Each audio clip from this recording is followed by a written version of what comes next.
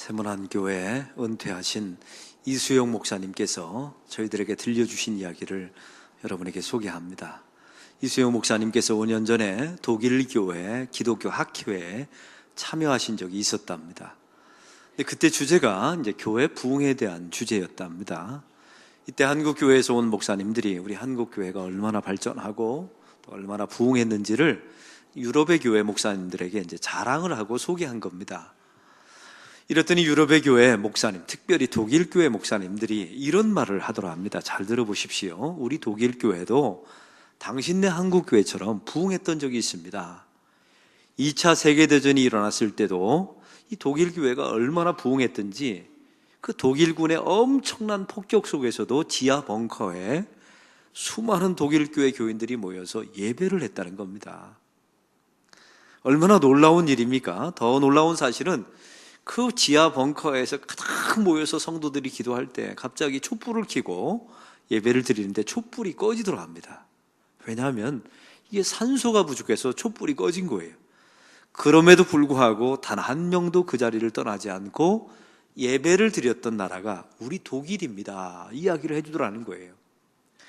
그 다음 말이 중요합니다. 2차 세계대전이 끝나고 자기 나라가 국민소득이 3만 불이 넘어가면서 교회가 세속화되고 교회가 타락하게 되었고, 그러므로 자기 독일 교회가 급속도로 줄어들어서 지금은 노인만 남아있는, 건물은 다 임대로 팔려가고 술집으로 팔려나가고 이제 노인만 남아있는 교회가 되었습니다. 그 다음 말이 또 중요합니다. 당신네 한국도 이제 3만 불이 넘었다고 들었지요. 당신네 한국 교회도 우리 독일 교회와 똑같은 절처를 받게 될 것입니다. 이 말을 5년 전에 예언을 하더라 합니다. 이 말을 들었던 한국교회 목사님들이 얼마나 기분이 나빴겠습니까? 초치는 이야기 아닙니까? 근데 놀라운 사실은 이제 5년이 다 지나서 이제 얼마 전에 다시 그 학회에 갔더니 놀라운 보고가 일어났습니다. 한국교회가 분명히 3만 불이 넘어갔지만 한국교회 세속화는 점점 지연되고 한국교회가 줄어드는 일들은 그렇게 심각하게 일어나지 않았다는 사실입니다. 이때 유럽의 학교의 목사님들이 도대체 이게 원인이 뭘까? 우리는 분명히 3만 명이 넘으면 교회와 세상이 세속화되어서 교회는 텅텅 비게 될 것이다 예언했는데 왜 한국교회만은 예외일까? 이렇게 연구하고 의문을 가지면서 결론을 내지 못했답니다. 제가 만약 그 자리에 있었다면 제가 단연코 정답을 이야기할 수 있어요. 당신 독일 교회는 없으나 한국 교회가 있는 게 있습니다. 당신 독일 나라는 없으나 한국이라는 나라가 갖고 있는 게 하나 있습니다. 그것은 바로 38선입니다. 그리고 김정은. 우리 한국 교회가 믿고 있는 한 가지 신앙 정신이 있습니다. 이 김정은이라는 나라는 전 세계에서 가장 악한 나라라고 지목받고 있는 나라 아닙니까? 근데 저 나라가 38선을 앞두고 우리 앞에 놓여 있어요. 우리를 위협하고 있습니다. 근데 우리는 막대기라고 생각하거든요. 우리나라가 하나님 앞에서 범죄하고 교회가 타락하면 하나님께서 저 전쟁을 통해서 이 나라를 치실 것이라는 거룩한 두려움, 신비한 두려움이 있어요. 이건 김정은이에 대한 두려움이 아닙니다. 하나님에 대한 신비한 두려움, 경건한 두려움이 있어요. 그래서 한국교회는 3만 불이 넘었음에도 불구하고 교회가 쇠락해 가는 것을 지연하고 있다는 사실을 저는 말씀드리고 싶었습니다. 사랑하는 성도 여러분, 우리가 이 땅을 살아가면서 성도들은 수많은 구조적인 악을 접하면서 살아갑니다.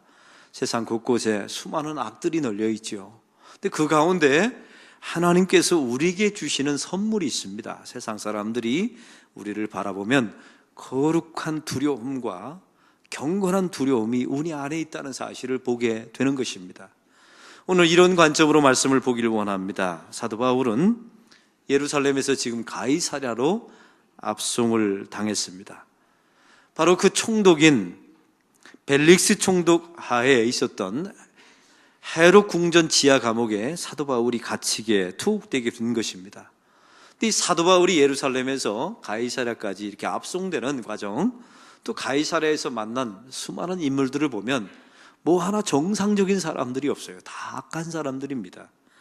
세상에 어떻게 이런 악한 사람들을 다 모아놨을까? 이런 정도로 사도 바울이 그 구조적인 악 속에 놓이게 됩니다. 사랑하는 성도 여러분, 이럴 때 사도 바울은 무엇을 해야 합니까? 도대체 그런 가운데 여러분과 제가 처한다면 우리는 어떻게 살아가야 되는 것입니까? 우리가 만나고 우리가 접해야 되는 세상의 악의 속성들이 있습니다. 그게 바로 오늘 본문에 보면 사도 바울이 접했던 모든 사람들 속에 들어있다는 사실입니다. 우리가 세상 속에 앞으로 믿는 사람으로서 세상 속에 살아가게 될 때 만날 수 있는 모든 악의 요소를 이 사도 바울이 만난 사람 속에서 우리가 발견할 수가 있습니다. 그 첫 번째 사람은 천부장입니다. 우리 지난주에 말씀을 나누었죠. 천부장은 표면적으로 바라보면 사도 바울을 돕는 사람처럼 보입니다. 사도 바울에게 간증할 수 있는 기회도 주었습니다. 그리고 보호해서 가이사라로 호송까지 했던 사람이 천부장입니다. 그러나 그의 내면과 실상은 전혀 다른 사람이었어요.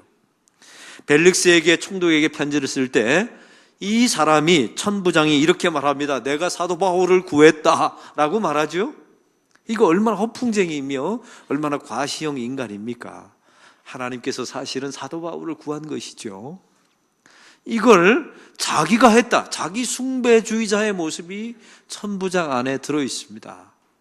이 사도 바울 안에 죄가 없다는 사실을 알고 있었습니다. 그럼에도 불구하고 사도 바울을 가이사라로 총독에게로 압송합니다.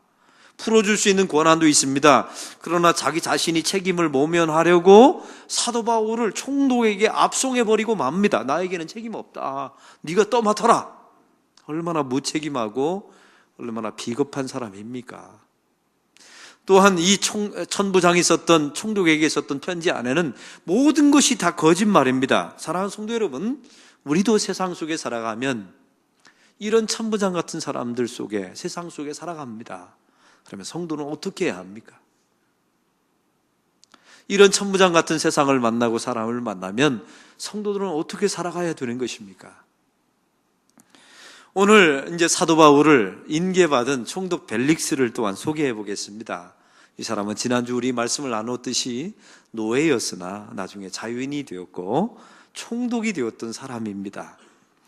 이 벨릭스에게는 형 팔라스로 하는 형이 있었습니다. 이 둘은 본래 황제 어머니의 노예였습니다. 황제 어머니의 노예였는데 그 당시에 황제는 글라디우스였습니다. 글라디우스 여러분 기억나십니까? 예수 믿는 사람들을 엄청나게 핍박했던 황제이죠. 이 사람의 핍박으로 인해서 브리스길라와 아굴라가 로마에서 추방당합니다. 그래서 고린도에 갈 수밖에 없었던 그 원인 제공을 했던 사람이 황제였던 글라디우스입니다. 이 글라디우스 황제는 요세푸스 역사의 기록에 의하면 엽기적인 왕이었다고 합니다. 하는 일마다 엽기적인 일, 하는 일마다 얼마나 잔인하고 포악한지 말이죠. 그런데 이 벨릭스 총독의 형이었던 팔라스가 그 황제의 모든 비위를 맞춰준 겁니다. 엽기적인 행위를 할 때 그걸 서포트해 준 거예요. 이반의 여처럼 말이죠. 그래서 황제 글라디우스의 환심을 사서 바로 두 형제가 노예였으나 자유인이 된 겁니다. 근데 여기서 놀라운 사실은요, 이 팔라스와 이 벨릭스 형제는 자유인이 되었으면 왕궁을 떠나야 되잖아요. 근데 떠나지 않고 황제 옆에 딱 붙어서서 이권 사업을 했습니다. 지금으로 말하면 최순실 같은 역할을 해서 모든 그 궁전에서 일어났던 모든 이권을 챙기게 된 겁니다. 그래서 막대한 부를 챙겨요. 그 막대한 돈을 가지고 총독이라는 자리를 돈으로 산 사람입니다. 수단과 방법을 가리지 않는 사람이었죠. 돈 하면 가리지 않는, 돈을 얻기 위해서 가리지 않는 그런 사람이 벨릭스 총독이었습니다. 사랑하는 성도 여러분, 우리가 세상 속에서 이런 사람을 만나면 성도는 어떻게 살아가야 되는 것입니까? 성도는 도대체 무엇을 해야 되는 것입니까?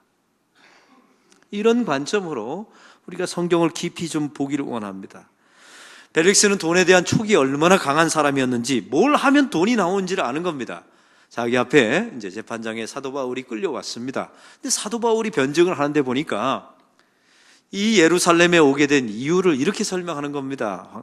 총독이여, 내가 예루살렘에 오게 된 것은 예루살렘이 기근에 처했다는 소식을 듣고 내가 소아시아 교인들의 헌금을 거두어서 왔습니다. 이 말에 이제 총독 벨리스가 기가 확 든 거죠.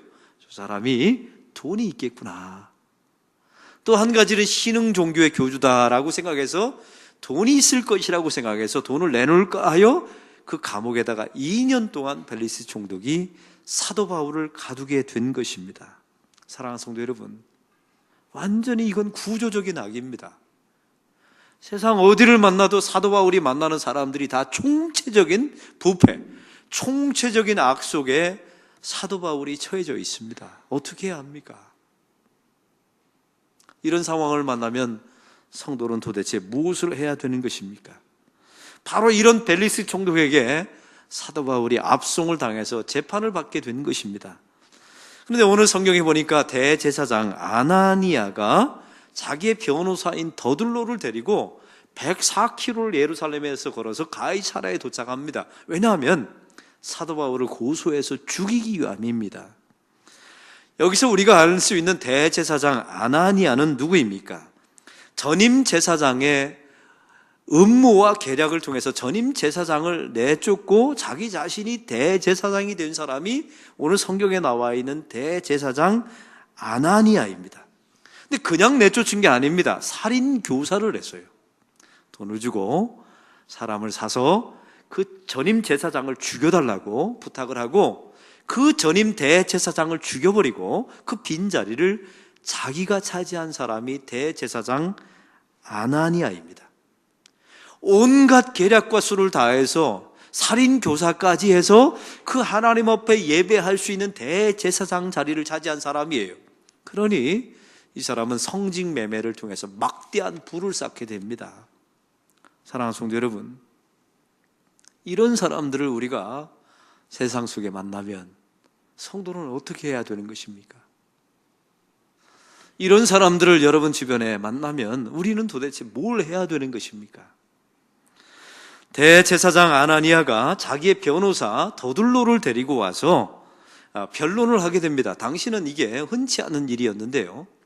이 더둘로라고 하는 변호사는 이중 언어를 사용할 줄 아는 사람이었습니다. 유대법과 로마법을 꿰뚫을 수 있는 사람이었고요. 이 사람은 별명이, 이 더둘로 변호사의 별명이 골든마우스였습니다. 얼마나 말을 잘하든지, 얼마나 화려한 수사학을 가지고 있었든지 그 돈을 받고 법정에서 사람을 선동하고 마음을 움직여서 재판의 결과를 끌어내는 사람이 이 변호사 더둘로였습니다. 오늘 성경에 보니까 화려한 수사학으로 무장된 이 더둘로가 다음과 같이 이야기를 시작합니다. 오늘 성경의 3절의 말씀을 이제 벨리스 각하에게 이제 변론을 하기 전에 더둘로가 하는 말입니다. 읽겠습니다. 벨리스 각하여, 우리가 당신을 힘입어 태평을 누리고 또 이 민족이 당신의 선견으로 말미암아 여러 가지로 개선된 것을 우리가 어느 모양으로나 어느 곳에서도 크게 감사하나이다. 이게 더둘로가 했던 첫 번째 말입니다. 근데 이 말이 다 아첨이었으며 거짓말이었습니다. 이 총독 벨리스는 이 당시에 11대 로마 총독이었습니다. 재임 기간 내내 수많은 유대인들의 소요와 폭동이 일어났다 합니다. 왜냐하면 이유가 있었어요. 이 총독 벨리스가 얼마나 악했는지 도둑들을 잡아와 놓고 뇌물을 받으면 풀어주는 겁니다. 이러니 그 나라가 정상적일 리가 없었지요. 바로 이런 상황 속에서 오늘 성경에 나와 있는 더둘로가 이 총독 벨리스에게 아첨을 하는 겁니다. 당신 덕분에 우리가 평안을 누립니다.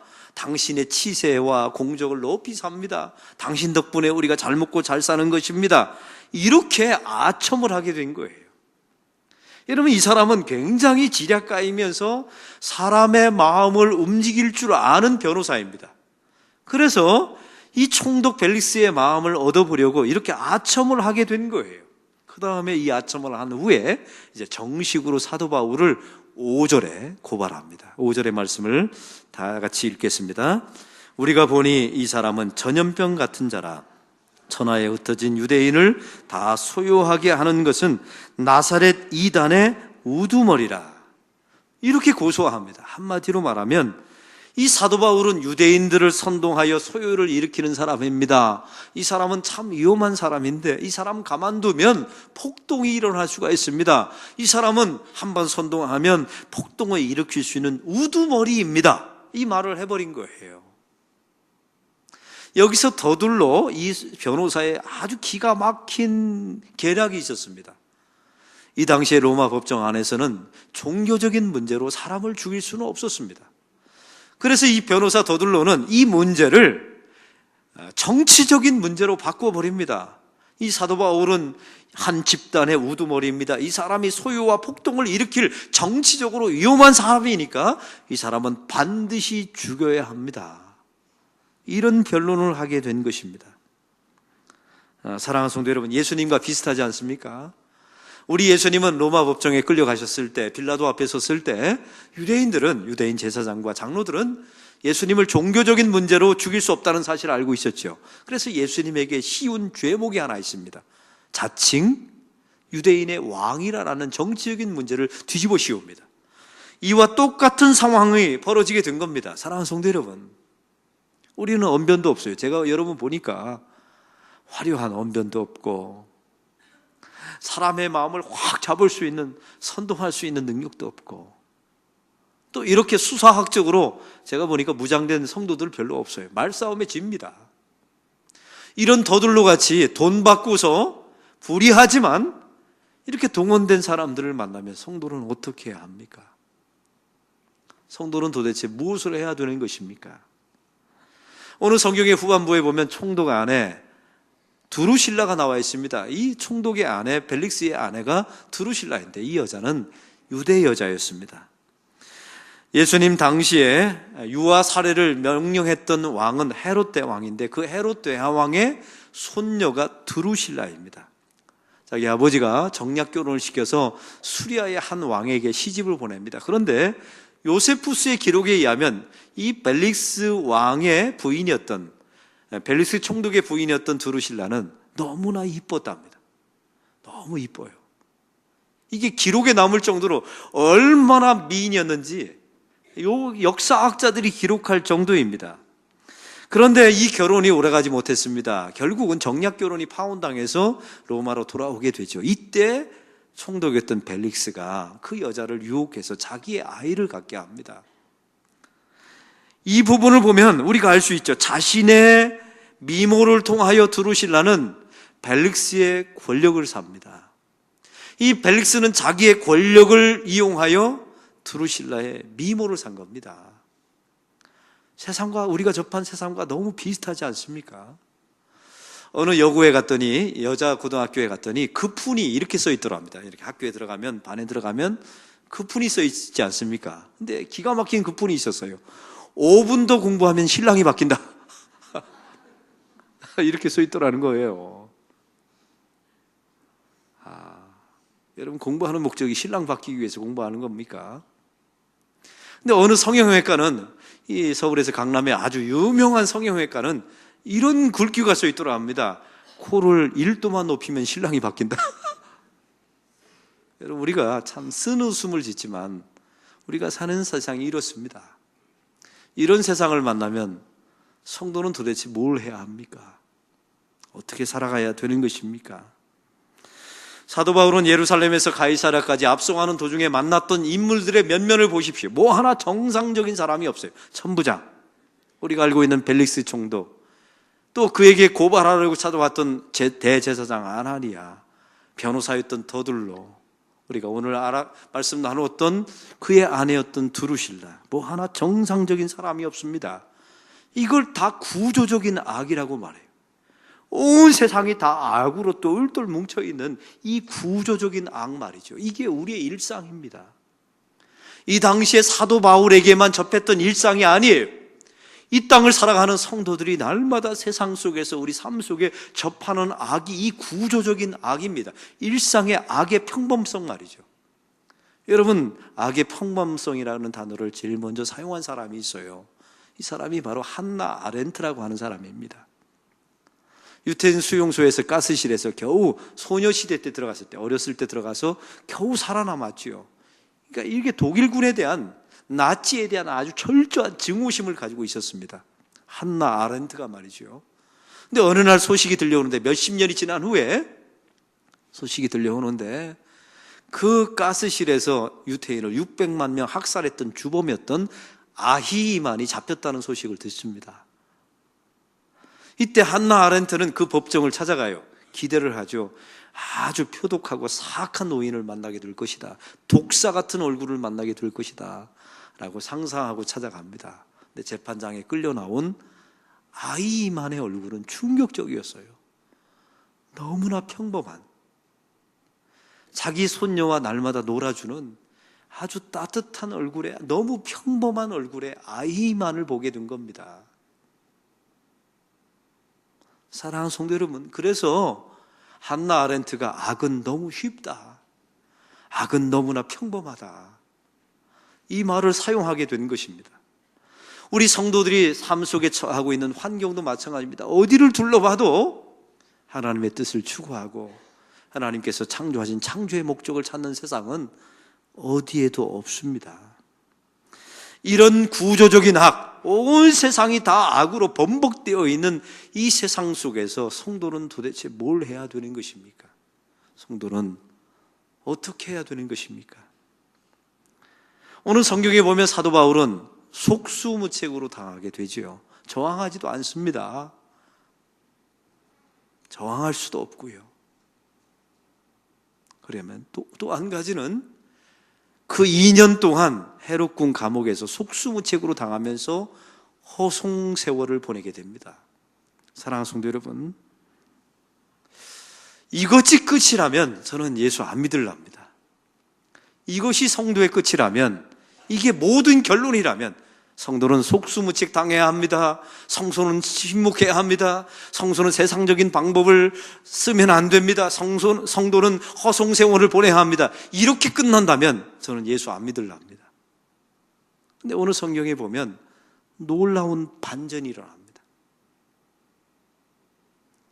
이런 상황을 만나게 되면 성도가 해야 될 일이 있고 하나님이 하시는 일 두 가지가 있습니다. 그러면 이런 구조적인 악을 만나면 성도는 뭘 해야 되는 것입니까? 사랑하는 성도 여러분, 성도는 원망하거나 비겁하지 말고 불평하지 않고 자신이 처한 상황 속에서 지금 내가 할 수 있는 일을 하는 겁니다. 사도 바울은 그 헤롯궁 안에서 총독 벨릭스와 그의 아내 드루실라 앞에서 의와 절제와 다가올 심판에 대해서 설교했습니다. 그거 할 수 있는 일이니까. 하나님 앞에 그는 진실하게 서면서 기도하고 예배하는 일을 했습니다. 사랑하는 성도 여러분, 성도는 자기가 지금 현실 속에서 할 수 있는 일을 하셔야 돼요. 내 여건과 내 상황과 내 능력과 내 자질 안에서 할 수 있는 것, 그것을 지금 해내셔야 합니다. 그것이 무엇이든 상관없어요. 그게 아주 소극적으로 예배하는 일에도 상관없습니다. 여러분의 삶의 현장에서 하나님, 제가 주님을 예배합니다. 하나님께 예배하고 설교할 수 있으면 설교하고 하나님 앞에 진실하게 서셔야 합니다. 그러면 오늘 성경에 하나님이 하신 일은 무엇일까요? 이 하나님이 하신 일이 대반전이 일어납니다. 25절 뒷부분입니다. 25절을 다 같이 읽겠습니다. 바울이 의와 절제와 장차 오는 심판을 강론하니 벨릭스가 두려워하여 대답하되 지금은 가라. 내가 틈이 있으면 너를 부르리라 하고. 여기서 벨릭스가 두려워하여, 여기다 밑줄을 좀 쳐보시기 바랍니다.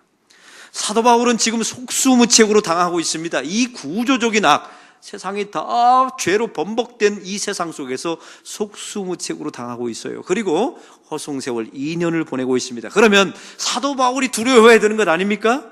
그런데 오늘 성경은 말합니다. 벨릭스가 두려워했답니다. 근데 오늘 성경에 보니까 이 두려워하여, 이 벨릭스가 표현했던 두려워하여라는 헬라어는 엔포보스라고 하는 단어입니다. 여기는 두 가지 의미가 있어요. 첫 번째는 예수 그리스도가 사망 권세를 깨뜨리시고 부활하셨습니다. 그때 그 무덤에 찾아가서 빈 무덤을 보았던 여인들이 말했던 그 두려워하여 단어란 뜻이에요. 이건 바로 신비한 두려움을 의미합니다. 한번 따라해 봅시다. 신비한 두려움.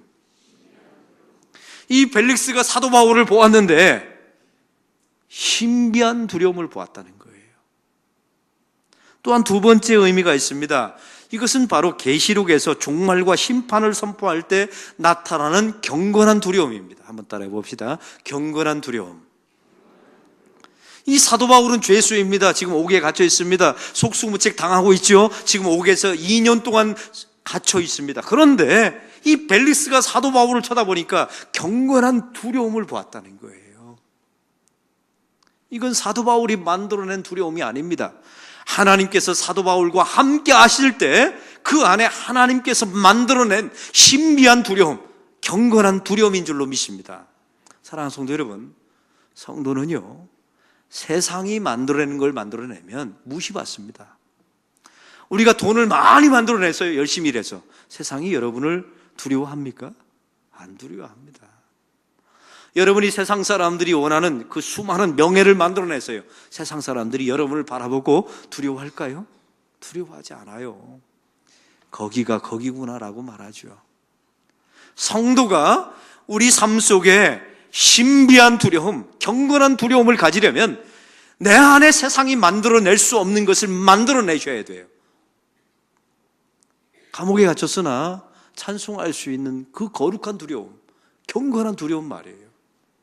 내가 좀 가난하지만 그 안에 기쁨을 누릴 수 있는 그 신비한 두려움, 내가 좀 병은 걸렸으나 하나님 앞에 자족할 줄 알고 나의 종말을 생각하고 나의 천국을 소망할 수 있는 바로 그런 경건한 두려움을 만들어내어야 세상에서 성도가 견딜 수가 있는 겁니다. 할렐루야. 그래서 이 벨릭스 총독이 사도 바울을 보고 두려워했다는 거예요. 우리 한국 사회에서 보면 인공지능이 요즘 많은 화두가 되어 있습니다. 얼마 전에, 몇 년 전에, 작년이죠, 이세돌 구단과 알파고가 바둑 싸움을 해서 시합을 해서 4대1로 이 이세돌 구단이 졌습니다. 이때 전 세계는 경악을 했어요. 이제 기계가 지배하는 생애가 되겠구나.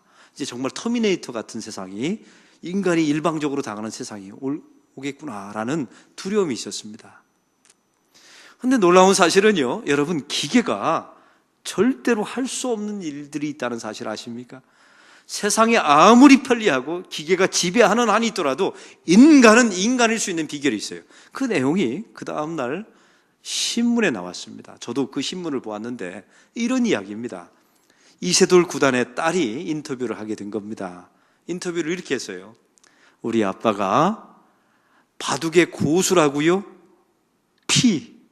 나한테 맨날 지면서. 이런 기사가 실렸어요. 저도 그 기사를 봤거든요. 우리 아빠가 세상에서 제일 고수라고요? 나한테 맨날 지면서. 이게 무슨 이야기입니까? 집에서 바둑을 두는데 아빠가 딸한테 진 겁니까? 져준 겁니까? 져준 거예요. 왜요? 딸을 사랑하니까. 이걸 기계는 못 해냅니다. 기계는 이기든지 지든지예요. 실력이 딸리면 지고 실력이 있으면 이깁니다. 져주는 걸 못하게 돼 있어요. 사랑해서 져주는 건 기계가 못 해냅니다.